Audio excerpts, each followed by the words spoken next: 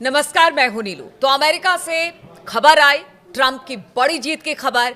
कमला Harris बहुत पीछे रह गई। ट्रंप अब राष्ट्रपति बनने वाले हैं अमेरिका की, ये हम कह सकते हैं। और अब उनकी नीतियों को लेकर भी चर्चा हो रही है। ग्लोबली इसका किस तरीके का इंपैक्ट पड़ने वाला है, क्योंकि देखिए अमेरिका में जो राष्ट्रपति बनता है, जो पार्टी सत्ता में आती है, वो बहुत ज्यादा असर ग्लोबली करती है।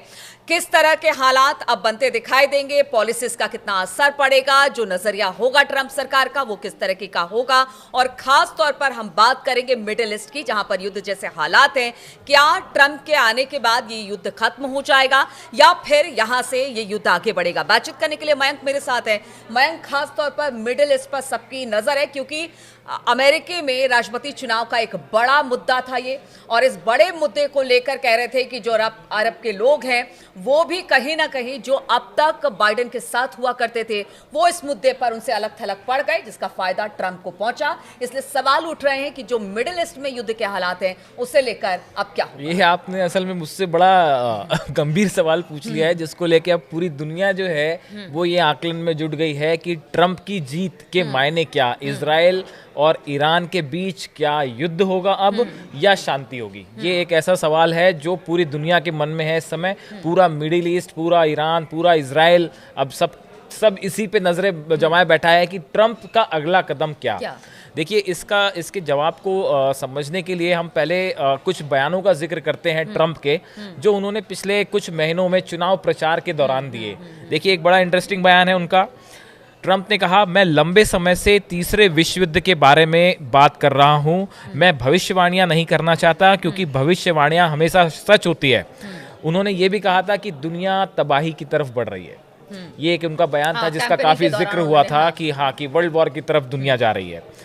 उसके बाद इन्होंने एक बात और कही थी ट्रंप ने कि जब वो अमेरिकी राष्ट्रपति थे तो मध्य पूर्व में कोई युद्ध नहीं था और ईरान पूरी तरह से नियंत्रण में था।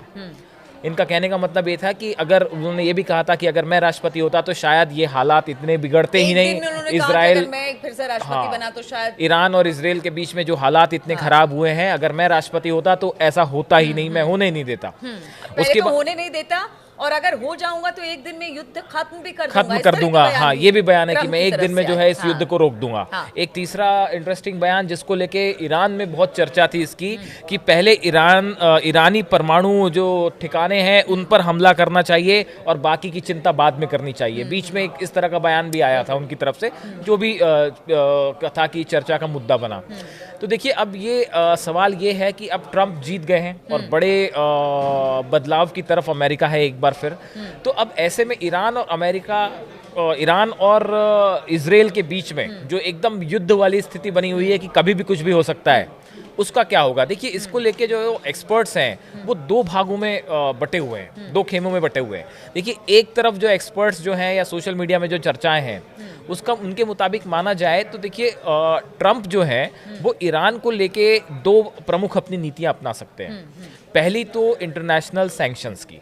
देखिए क्या है कि कभी भी कोई राष्ट्रपति जब नया राष्ट्रपति बनता है तो अब उनके लिए ट्रंप भी ये नहीं चाहेंगे कि वो राष्ट्रपति भवन में जाएं फिर से और उसके बाद जो है ईरान के साथ एक बड़ा युद्ध हो जाए। ये बिल्कुल नहीं चाहेंगे वो। तो कोशिश हो सकता है, ऐसा एक्सपर्ट्स मानते हैं कि ट्रंप का भी जो पहला फोकस होगा वो यही होगा कि मिडिल ईस्ट में जो तनाव है इसको कम किया जाए। ये बात जरूर है कि नेतन्याहू शायद ज्यादा खुश होंगे ट्रंप की जीत से कमला हैरिस के मुकाबले, क्योंकि वो खुल के जो है नेतन्याहू का समर्थन करते हैं। तो देखिए लेकिन उसके बाद भी मतलब ये हो सकता है कि ट्रंप जो है वो नेतन्याहू को इस बात के लिए राजी रखें कि अब जो है आगे युद्ध नहीं होना चाहिए, किसी भी तरह का वॉर नहीं होना चाहिए। लेकिन जो इजराइल की नीतियां हैं उसको भी फोर्सिबली लागू करने में ट्रंप एक अहम भूमिका निभा सकते हैं। और ये दो तरह कैसे हो सकता है। पहला जो सबसे बड़ा थ्रेट एक मानता है अमेरिका या इजराइल, वो है ईरान का परमाणु कार्यक्रम। बिल्कुल। देखिए जब पिछली बार ट्रंप राष्ट्रपति थे तो उस समय ईरान के न्यूक्लियर प्रोग्राम को लेके काफ़ी सारे सैंक्शंस और समझौतों की तरफ भी वो आगे बढ़ गए थे।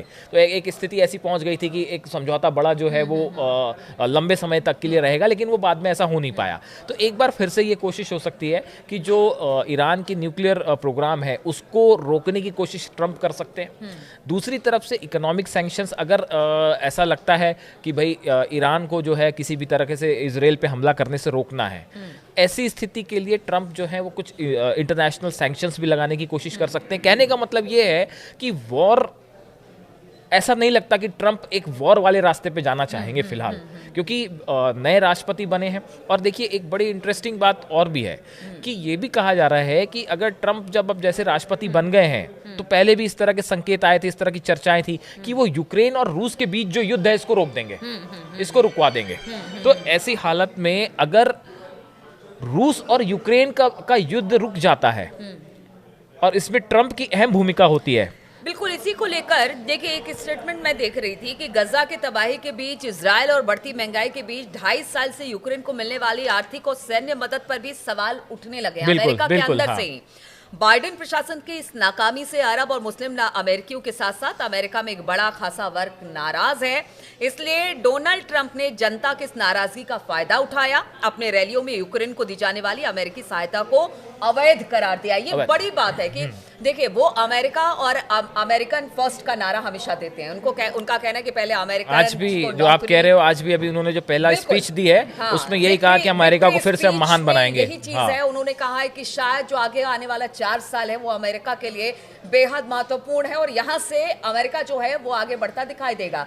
तो ये सारी बातें हैं जिसको लेकर हम कह रहे हैं कि शायद युद्ध की स्थिति अगर रूस यूक्रेन में बनी है तो वहां भी हालात बेहतर हो सकते हैं। अगर मिडिल ईस्ट में भी युद्ध की स्थिति है तो वहां पर ये जो आप कह रहे हो कि अगर देखिए रूस और यूक्रेन के बीच में युद्ध रोकने में कामयाब हो गए ट्रंप, जैसा कि वो कहते आ रहे हैं, अगर ऐसा हो गया तो उसके बाद देखिए कि रूस, उसके बाद ईरान, ऐसा नहीं हो सकता कि वहां पे वो रूस और यूक्रेन का युद्ध रुक जाए और यहाँ ईरान और इजराइल से बड़ा युद्ध शुरू हो जाए, क्योंकि पुतिन जो है वो ईरान के साथ, खामेनेई के साथ खड़े हुए हैं। तो पुतिन बिल्कुल नहीं चाहेंगे कि इजराइल के साथ अगर वहां युद्ध रुकता है तो यहाँ भी। और आप देखिए ये जो इजराइल और ईरान के बीच में जो सिचुएशन बनी है, हमने पहले भी इसकी चर्चा की कि जब वहां पे रूस को नुकसान हो रहा था, जब नेटो फोर्सेस जो है रूस पे दबाव बना रही थी, तो यहाँ पे ईरान जो है वो इजराइल के ऊपर दबाव बना रहा था। कई बार ऐसा हुआ कि उस युद्ध और इस युद्ध का आपस में कनेक्शन होता दिखाई दिया कि वहां पे एक मोर्चे पे जब रूस को कोई सेटबैक होता रहा तो हम यहाँ पे देख रहे हैं कि इजराइल के ऊपर जो है वो अचानक से हमले हो रहे हैं। तो देखिए ये दोनों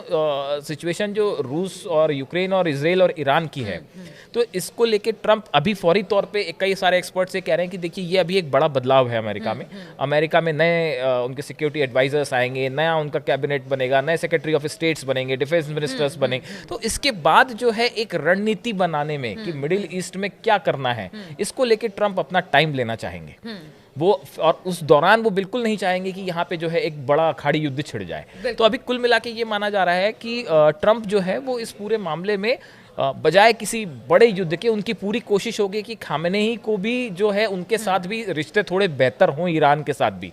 और अगर वैसा नहीं होता है तो उसके लिए आर्थिक सैंक्शंस, इकोनॉमिक सैंक्शंस है वो लगाए जाए, या उसके न्यूक्लियर प्रोग्राम को रोकने की कोशिश। हाँ, वॉर के रास्ते पे अभी एकदम से जाते फिलहाल तो ऐसा लगता है कि नहीं लग रहे हैं। देखिए गल्फ रिसर्च सेंटर के थिंक टैंक के प्रमुख हैं अब्दुल अजीज अल सागर।